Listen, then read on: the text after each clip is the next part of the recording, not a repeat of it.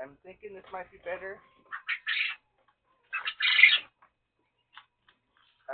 But we'll see.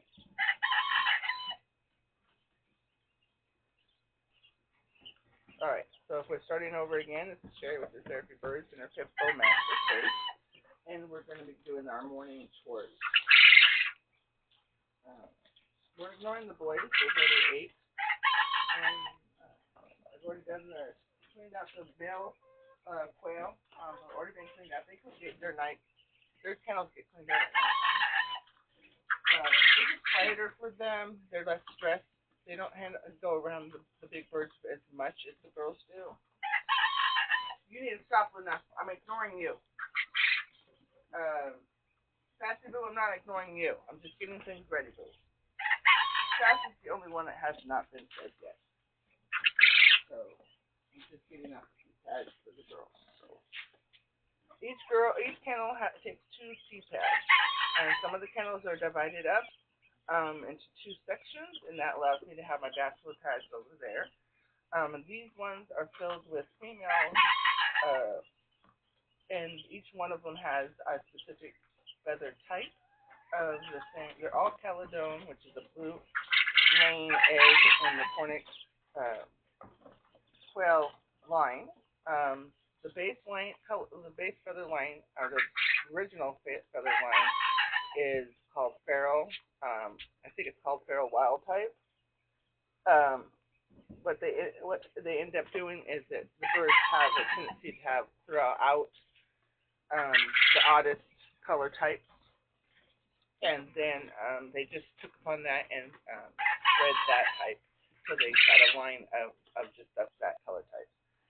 So that's how we end up with a large amount of different types of variations of feather types, due to the fact that it's been over 200 years that they've been doing it.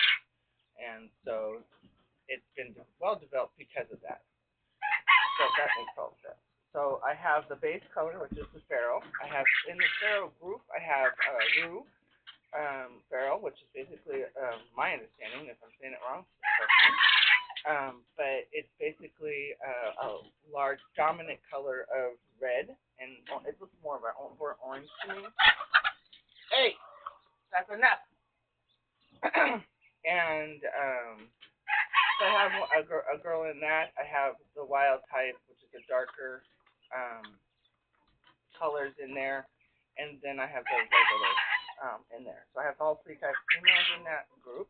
And down below, tuxedos are basically, they can have anything on their back as far as the color type, feather type, but on their chest, their whole chest side, underbelly is all white. My understanding is they can have some limitations of that white and have some color variations in there, but I'm not quite sure on that either. Like I said, I'm not an expert. I'm just talking to you about what I have. You 2 need to stop right now.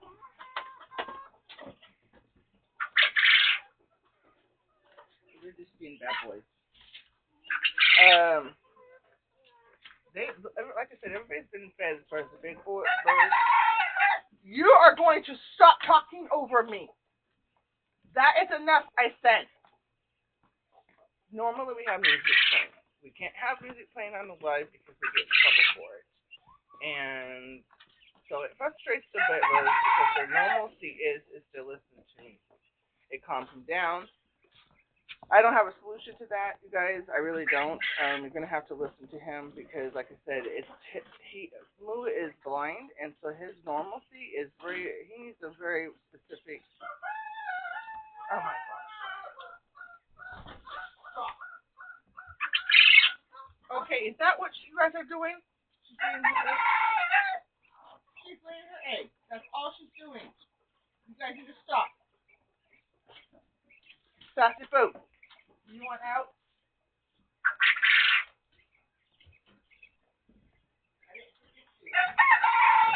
I'm forgetting you. I'm just talking to you. I have a tendency to stop listening when I talk. Alright, Sassy, come out. But you gotta be quiet. If there's something in the room, I can't help you. Tracy, go look. Is there something in the room? Go look and see. You need to stop.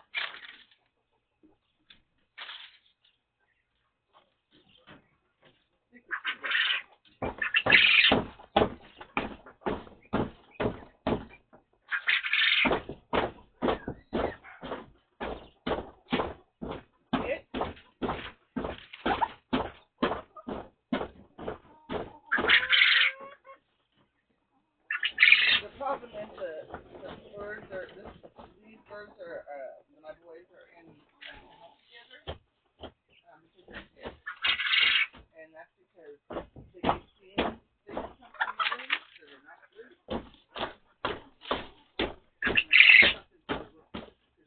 They go for the door. There's an outside door right there, and when I have to go in the house, she can open the door because the lock got removed. I don't know. Don't ask. I've requested a lock on that door. Anyway, so the lock comes. I have one inside. That is enough. I'm gonna have to stop my live because of you. Nobody wants to listen to you make all that noise. You need to stop. You're fine. There is nothing in your room. All right, I'm gonna get started because at this point I'm not gonna get anything done, and he's gonna continue doing this because once again. I have to have music. I'm going to play the music. I'm sorry, you guys. It's just nature bird sounds. I mean, it's literally the most ridiculous thing ever. I don't know how we can copyright bird sounds that are from nature. It's ridiculous, but I'm going to play it because, once again, he's got to have something that he can listen to other than things. I don't know. I don't even know. It might not even work because the phone, the tablet is at 7%. I forgot to plug it in. All right, let's keep it. All right. So we might be able to do this. Like I said, I think it's just silly. I just really think it's silly that there's a copyright on it and then that sounds of birds.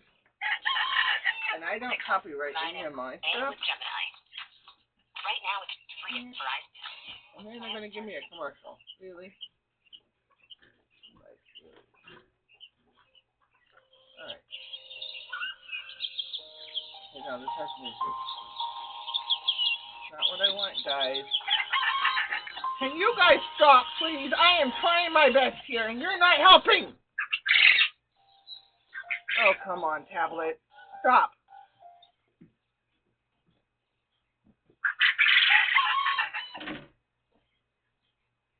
Oh, my God. It's just doing whatever it freaking wants. I need bird noise. Bird noise. Bird noises. Apparently cats like this too. My birds don't care about the pictures on this. They do watch TV, but believe it or not, they watch ocean. They're fascinated with the life under the water, so they love oceans, anything ocean stuff. Whales. They do like Africa a little bit. The big cat fascinates them. But other than that, those two, they really don't care for anything else. Cartoons, anything with narration is boring to them. They'd rather hear the birds. But unfortunately, most documentary type situations that you're looking at visualization, they have no auditory. It's all narrating. So it's ridiculous. Alright, anyway. I think it's ridiculous that we have to listen to some old fart or somebody that they have to narrate. But there's no point in narrating. Why don't you just give us the sounds of nature and then listen to it? You have to just what we got. But no, they don't want to do that. They want to ruin it. So that now instead of people learning about the actual animals and the sounds, and then I also found out that some of the auditory sounds of animals aren't even the sounds of the actual animals that they're portraying. So like a bobcat, and they have all the sounds. They just put any random noise that they can have in the studio. That's ridiculous. I just think people are dumb. With all all the technology that we have nowadays, we have a problem showing children the actual noises of animals. They're not the ones in the zoo, is it? They don't make the noises. If you have an animal in captivity, even my animals don't make the noises that they would make in the wild. They make some of them. Most of the warning calls you'll hear, all those. But believe it or not, they have warning calls that are below. It's hard for you to actually hear them, which makes sense. If they're in the wild, they don't want to tell everybody where they're at. So they do have mild warning calls that you can't hear anything. So it's like, I don't know how to describe it. It's very low. And it's like the beginning of the warning call, communicating it with everybody. And then they'll go into a big full-blown. It's kind of like they let everybody know that there's an issue, and then as soon as everybody knows, then they go into this full-blown noisy thing. Which I think personally has to do with defending against the predators. So if they're all making the same noise all at the same time, very loudly, then it kind of confuses the predator about what animal I'm actually attacking, you know what I'm saying? My dirty laundry. And I'm hiding the bird feed in my dirty laundry. That makes any sense to anybody. Literally. I have it on the bottom and I have it on the top. And I'm hiding it in my dirty laundry. But I think I'm going to be killing it all with. Luna, stop it, please. You're being very bad right now. Please stop.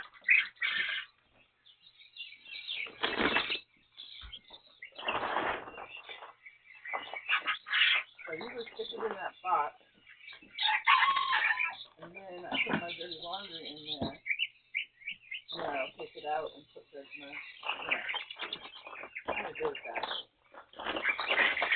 To disguise the smell of the food. It has a very small, strong, garlicky sweet odor. Which I don't know, but I think they put it in there just because I think the rat when you try that. I don't think they put it in there for anything else other than that. So it's very strong.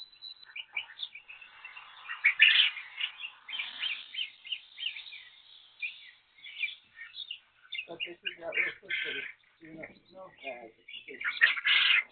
So they'll start. It's just as they're trying to get to it. Now they still get to the birds. If the birds are not strong enough to send them off, they will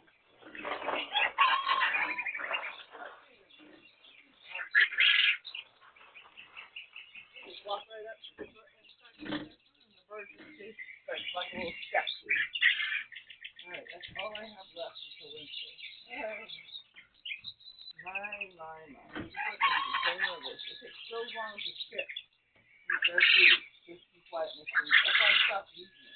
There isn't so much that I didn't like the brand because of the access that I had to it. And I can't store more than a month or 2 weeks worth or a month's worth because one of them goes bad. So I people don't realize. This type of things will go bad and start mildewing as a nutrient for vitamins and all these different things they put in supplements. They put in there, they lose their ability to work as far as I understand.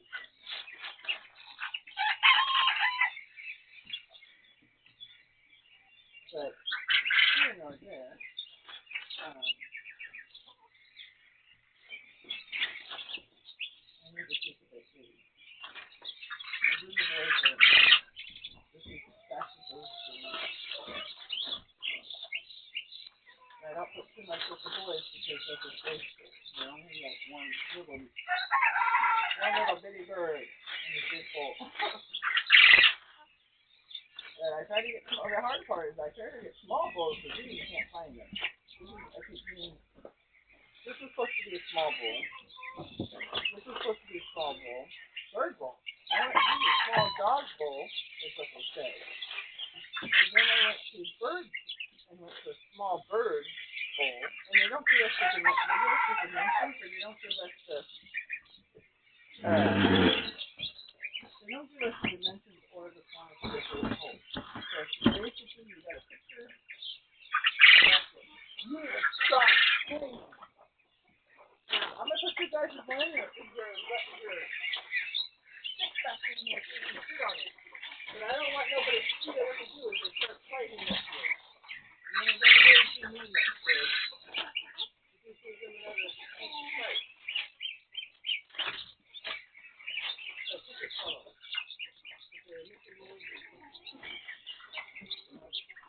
Fine. If they're gonna fight, go down and fight. That's how you fighting on the stick. That's how it works.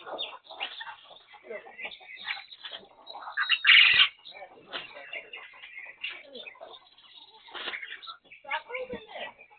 Why are you doing that?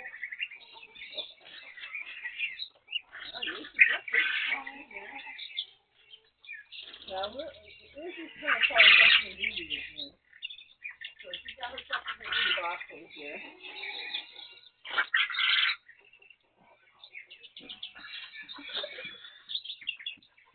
I don't know. She's apparently waiting anyway. I gotta go do it.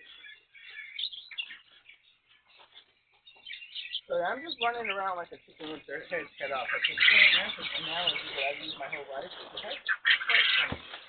But anyway, most people don't like the analogies I do. Because mine are visual analogies. And everything I do is visualization. And so it's really difficult for me because my analogies that I use are something I can remember as an anything. I do it. Some words are easier for me to remember because of the way it feels on my tongue when I say it, and or when I say it, it's a visualization that comes out easy.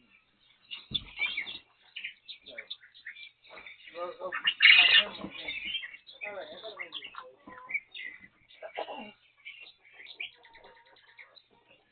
Otherwise, I'm gonna walk out and not do it. The only thing I have left to do is my shirt.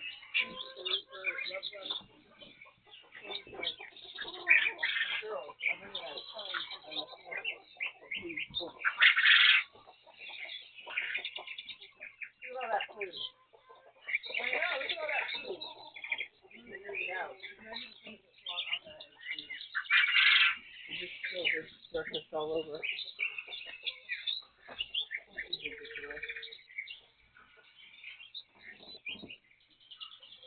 Alright, headphones back on, guys. The reason I wear my headphones is because when I'm down in the chest of them, they green, and it hurts. And they're not trying to hurt me, they're just saying good morning when I feed them. So the boys will just like talk to me in my ear.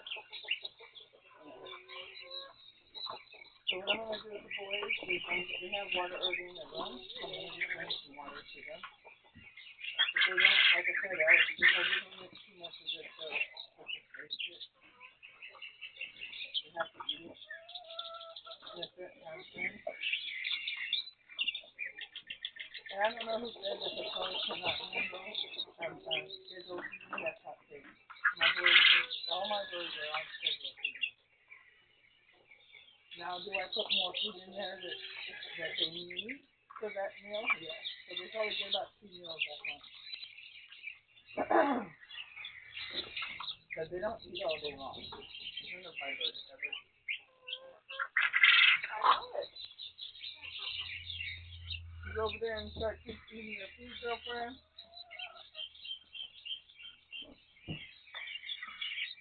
Back up, Pluto. Back up. Back up. You have to eat your food. Good morning. You need some water?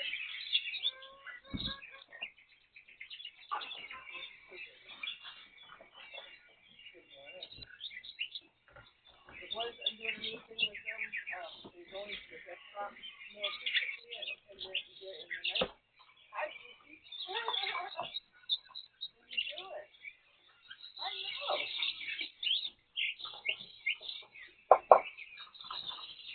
Aren't you, baby? You are. All right.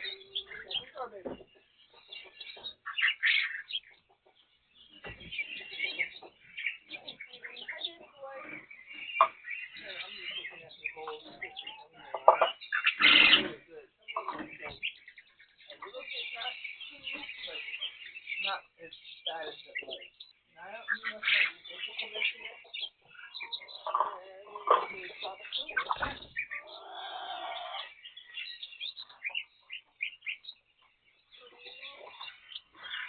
Alright, guys, just a minute. I got to get more water. That is why I wear headphones. And we're looking at the bridge. What's up? Good. Oh. Hi, baby. Good morning. How you doing?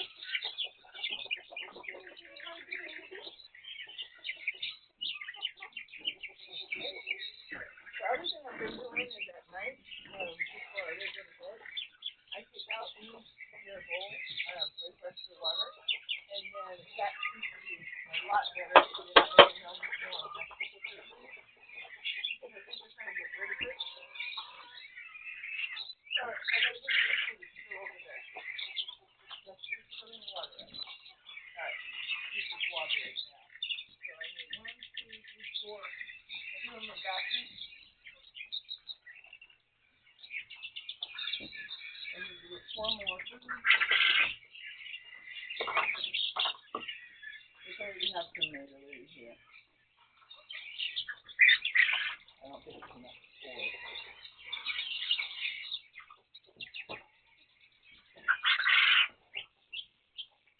It was leftovers from when I made the food. So, now Sass is a big eater. He's my biggest eater.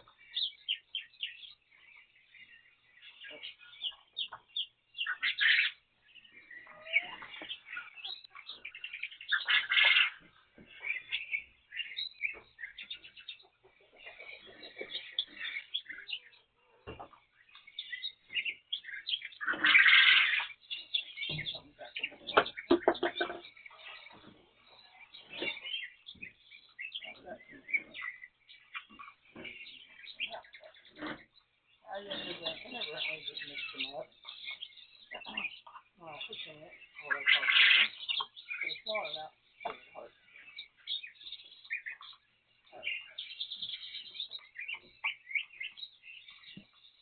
Two, I think it's 2 and that's not just that, but 1 is really hard.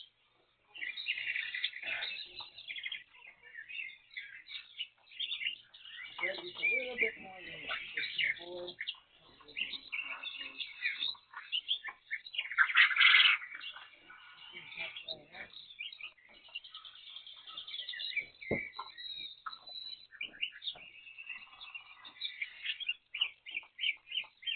I used to give them enough for like 24 hours, but that was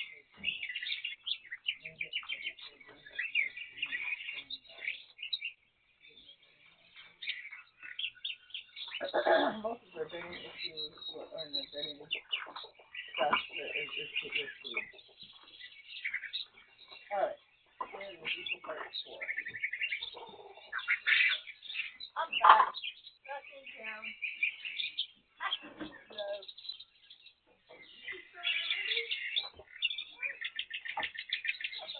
no, we're not gonna go running around. My teenager, he's do what teenagers do and he's cold. I know. He was just born right him and baby dollars. So he's already over to back to the area. Hi, baby. Good morning, my love. This is my other teenager. I love you. Alright, next door. I hear you in there. Daddy food. Good morning, Danny. And that I'm going to do again and Dottie. Miss Dottie and Danny. I pick them out sometimes. Alright. A little bit. I gotta get some more water. And Dottie, how did you do last night? Was it a little bit better? You're not gonna be running around. No, yeah, good. Nope. You got those big birds?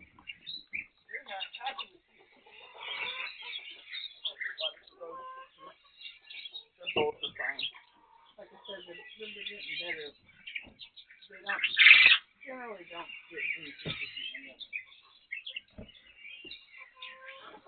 Alright, here we go. Get water.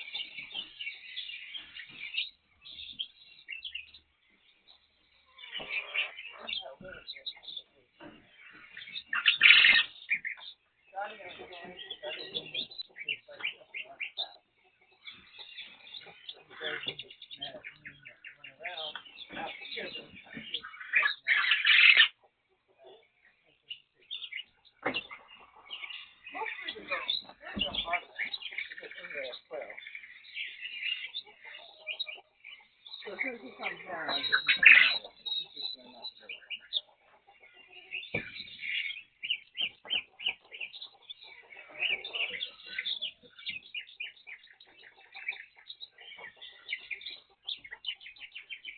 What's up, Buttercup? You guys already ate. I fed Honeydew and Nene this morning. The rest. I took them out and put them right in front of me and fed them.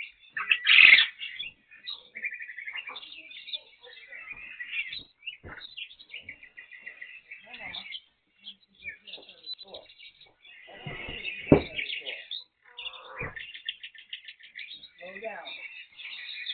You alright? Good morning, Cassie, my love. So they don't eat in the dark, so I'll leave the light on for him. As soon as he's finished eating his food, he's going to settle up on the roof out of the kennel. And that way he can see the sunrise. He loves seeing the sunrise every morning. And so I try to get him up early enough to see the sunrise. Sometimes we do have sleep in. Alright, now on to the big girls. So we have 3 groups, and then I have my nursery. So I make 4 bowls. Each group gets a bowl, and then the nursery and the brooder down there on the bottom is going to get they'll share a bowl. Because I also put on the girls, not the brooders one, but the girls will get calcium in their food because they won't make enough to do it. If I put it in their houses, during the day, they just tear the houses apart, trying to get every little bite, which is not good.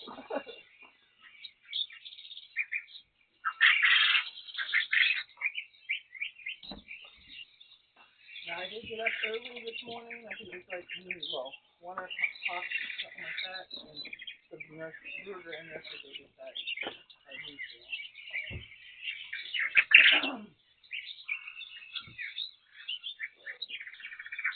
They may not need this morning. I don't know. I just make it because they're going to end up eating it eventually. But I don't like to waste the food, so they're doing them eating it, and then I, at that point, we'll clean the kennel out and everything. So we might not get the kennel off. But I don't put it until they get the food, because the food is not in the dish. The food is on the food. And that's the best way to do it, I find. I'm just cleaning up while I'm doing it. Because I got to sit down in a minute. But I don't want out. Generally, the girls get cleaned out like 2-3 times a day, depending on the amount of birds that are in each group. So I'm going to sit behind, kind of in front of you guys, and kind of see if I'm blocking. Yeah.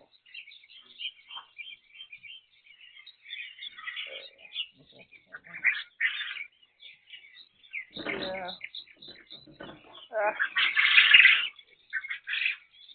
I can come over here and do it, but it's just the angle's not there. Alright, so let me get the food at least. Before you sit down now, I'm not going to put the water in the baby food. It's just prepping ready. So I'll stick with that.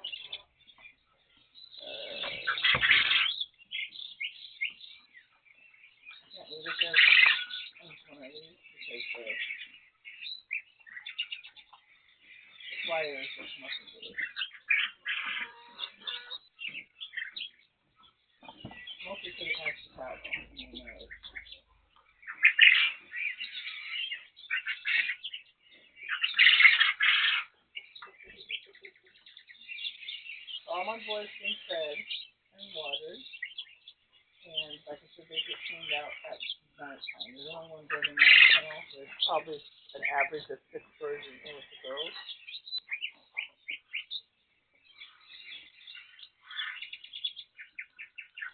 So they don't need it cleaned out. Sometimes they don't need it cleaned out in one day, but I do it anyway. So at nighttime, I want them to have a clean. There's nothing that's going to attract anything. So all they have in their kennel at nighttime when I go to bed, which is usually around 7:30, 8, because I get up at 2. But anyway,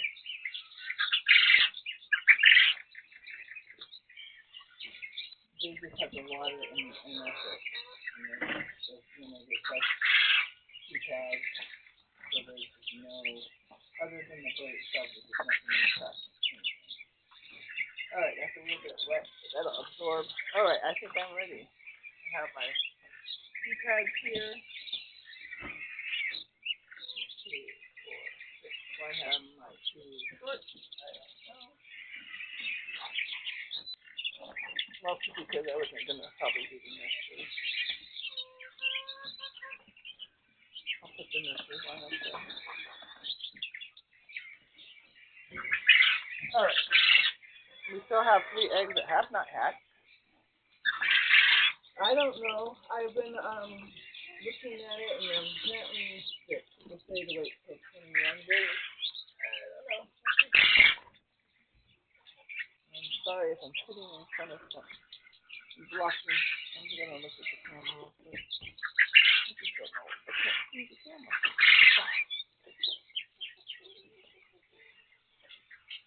Alright, so mostly you're gonna see this to see my backside. That's alright. Alright, so this is my spot. It goes in front of me. And I usually rotate who I take out. If I could go through. So every day I pick a different the next week is a different there. Guys, good morning. Good morning. Yes, I have your breakfast all ready. Good morning.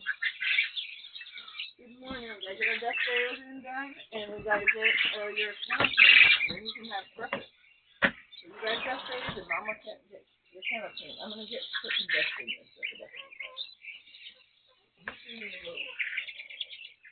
This is the girls having leftovers. They're like little vultures.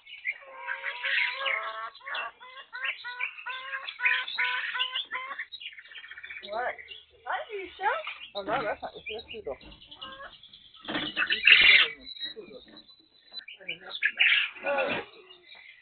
Now, I usually generally put the eggs in one of these holes that I gather. I'm not really counting them or anything because I'm not doing any breeding programs right now. And that little elephant will have babies in there, so they kind of drop down on their eggs and then start, I put the babies in. I don't know why they do that. It doesn't bother me because I don't eat the eggs. But just to keep in mind when I'm doing that, I'm doing it for the benefit of the socialization of the babies. And also, I have done a lot of training with the birds, so I'm hoping they'll do a lot of modeling and training. It's usually working. One of the biggest modeling and training thing that I have to do is not to jump in or fly in their house. They do have enough room to do that as far as for the takeoff, because they're recommended to be under 14 inches, and I think mine are at 4. So what I ended up doing is I put my original oldest baby in a tent on my bed, and we had what we call flight school. So all these new babies haven't had flight school because I have to put the net up. Mostly because we're dealing with issues regarding predators, and I don't want to cause a problem. So modeling behavior is really important because I don't want any of my birds to hurt themselves. I had one that did pass away that way. It was an adult, same thing, didn't get the flight school, and she was with it, but I had all the juveniles together instead of doing what I'm doing basically when the guy took me, I supported them and put them in their own channels, like girls and boys, separated, that kind of thing. But they weren't with the adults, they had their own little pads, fashion pads. And so I had one that grew up and passed away. And that was unfortunate on all ends, because she was a beautiful, beautiful girl. And she was going to be injured. I think I got to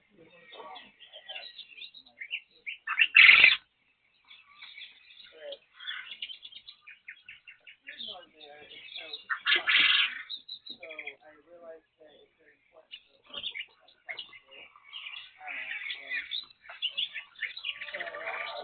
right now what I've been doing is I don't have that what I've been doing is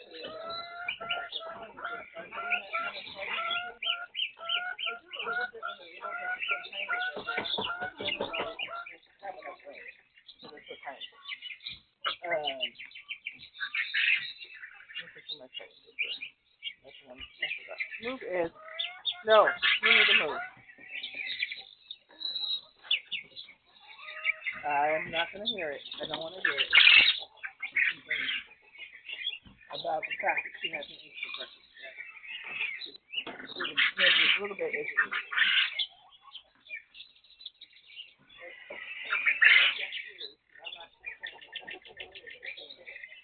If I see her not eating breakfast by the time I'm done with what I'm doing, then I'll do something.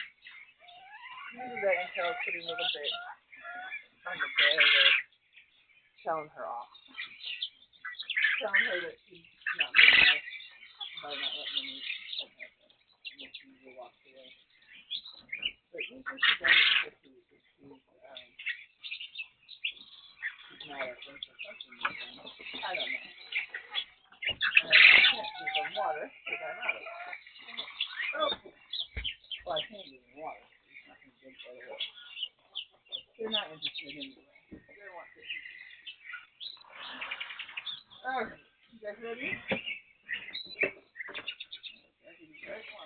Oh, she's ready. She's jumping and jumping. Good job, baby. Good job, like that. We have two young adults in here. Most of them are under a year. The only one I have in here that's a year old is my OG girl, Gail. But the rest of them are anywhere from a couple weeks old to about a month old to 8 months. Alright, hi baby. They were born in the fall. No jumping. No jumping. I got, and in this group, the tuxedos have the most variation. I have a lot of adults, a lot of children, teenagers. So there's a lot of different ages here. And they're doing very well. And the only reason I'm getting away with all that is because they're all unaffected by birth. So when they're babies, when they just get their feathers, I put them in a room with them, one at a time, and then she tells me if it's a boy or a girl. And so far she was almost 100% correct. Actually, I disagreed with her on one and thought that Teddy Bear was a boy. And she said, no, it's a girl. And I'm like, and I didn't trust her at that point because she just acted like a boy. She acted like a boy. Which is quite funny. She was a crybaby, she was a singer, she called me all the time. She's surrounded by different babies. She's very, very easy. Now she's just, she has a little girl group. She's fine now. So, it was quite funny. I thought, working down to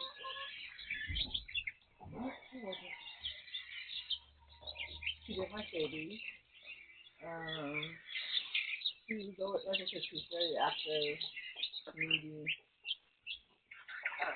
Generally, that's usually my baby. But she popped out an egg, and I'm like, this is a girl.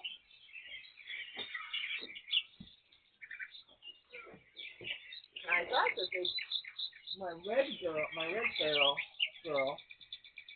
I thought they were like chasing her, like she'd been in that kennel with them for like 2 weeks, and all of a sudden they just start shooting her. And oh my goodness, maybe we're wrong. But she does have a red chest. But I was watching one of Rebecca Lynch's podcasts, and that's called She's It. And she does a whole bunch of different things on YouTube about the bleeding the cell itself, taking care of husbandry, different things like that. Anyway, she's very a wealth of information, and so she was talking about how sometimes you can get, especially if they're in that red line or blue line, they can get the red test. It looks like a red test in such a spot. Because of course they all have spots that are when they get their juvenile feathers, and then when they get their teenage feathers, the boys' spots, the boys' feathers will be all coming in as orange text with no spots at all. And then the girls will come in with more of a light tan chest with spots, black spots. And so I thought, okay, maybe Daryl was wrong, because we tested them out when they were juveniles. Because they haven't even got their teenage feathers yet when I test them out. So I thought, okay, maybe she was wrong. And so I put her in the vascular pad, and the next day she laid an egg. So I'm like, that's probably why they were kissing her around. She was like, it was the first day of laying the egg. So she got her own little vascular pad to lay her first egg. But she definitely didn't know. I put her back and she was fine. I think it was just the excitement of her laying her egg. Maybe she was anxious about it, and they were just like, giving her a little top too. I don't know what it was, why they were doing it. Why they were chasing her around, but that's what the outcome was. I think is what she got the egg. She probably was anxious about it, and they were just like distracting her from home again. I'm not an expert yet. Probably in the next 20 years, but I'm not an expert yet. Hi, good morning, girls. Hi, Ruby says she's gonna go first.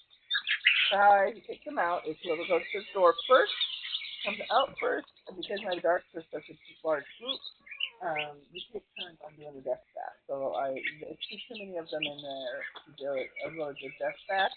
So I just wait until I get like half of the girls come to the door, and then I'll close it up, and then we'll wait, and then I will give them a chance to do the death bath. So Teddy and Ruby, most of the younger girls are in there now. So how many do I have? Some are unnamed. I don't name them because they're adults and completely. I learned the hard way. Usually they're names, and then they get a name. So that looks like that's all of them that wants to go out. Oops, I'm going to move when I shut the door. Sparky, you coming out? She's hiding behind the other door. So that's a no. She doesn't really shut the door. So I'm not going to shut the door. But she didn't want to know. So they just come up to the door, and I just grab them. So that's kind of how I've always been doing it since they were babies. I don't like to go into that. I will eventually if I have to clean it out. I'll just get them. But I give them a chance to come up to the door. And now they just want to socialize. Hi, Phoebe. Hi, Darkness. My love. Hi, Sparky Boo. But Darkness and Sparky in this group are my OG girls. Their mom and daughter. Hi, Phoebe. Hi, it is my little girl. My new one I just put in. She comes to see me. Hi. How you doing with your mama? I told you your mama was a good mama. I told you not to be afraid. I know. There are also good mamas in there. We don't have bad mamas, do we? No, we don't. And I don't do any coloring or anything like that. I just do behavioral training. So if I have somebody that's having a hard time, then I isolate them, bring them back, isolate, bring them back is kind of how I work with that. Because most of my girls are not mean. Sparky was a little bit of a mean girl, but she's very mature, just like we do. So you get past the teenage years, and the teenage months basically for 12, because their lifespan is so short. It's around an average of 2 to 3 years, I guess. And so they're teenagers by the time they're 6 weeks old.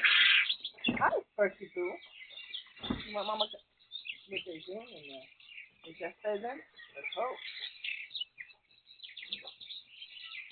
You guys ready to get some breakfast? You got leftovers? I know, I gotta gather eggs up. That's what I'm supposed to be doing instead of sitting here talking to you. Alright, Sparky, is that your egg? It is? Okay. Sparky likes to show me where she puts her eggs. Sometimes she'll stick them in the cage, which is quite cute. I don't know how she gets it's like on a little ledge, and it's the tray ledge, but it's like a little ledge. I don't know how she balances it right on there. This is a pretty egg. Good job, girl. Mama put it in a safe place. Oh, there's hers. It wasn't in the corner. It was just on the top. Somebody could have moved it, though.